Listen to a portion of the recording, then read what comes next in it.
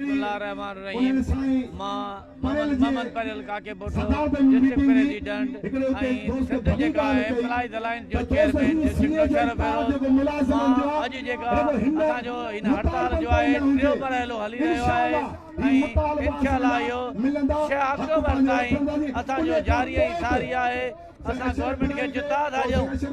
महिरबानी करे असांजा जाइज़ मुतालबा तस्लीम कया वञनि। ॿी सूरत में जेको कराची जो धरणो हूंदो उहो तमामु वॾो धरणो हूंदो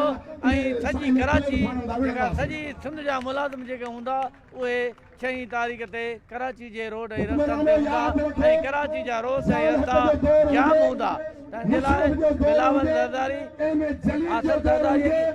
CM साहब के जेको आहे हिदायतूं ॾियण जे बावजूद बि हुन पूरे खां कमु वठी असांजा जाइज़ मुतालबनि खे टाल मटोल करे फबाइण चाहे थो। तंहिंजे लाइ असां हुनखे चऊं था त फौरन असांजे क़ाइदीन सां असांजे मर्कज़ी क़ाइदीन सां ॻाल्हियूं करे इहे जेके आहिनि मुतालबा नोटिफिकेशन सूरत में असांखे ॾिना वञनि त जीअं सिंध जे कम जो कार वहिंवार वरी स्टार्ट थिए तेसि ताईं जाम रहंदो जेसि ताईं असांजा मुतालबा तस्लीम न कया वेंदा।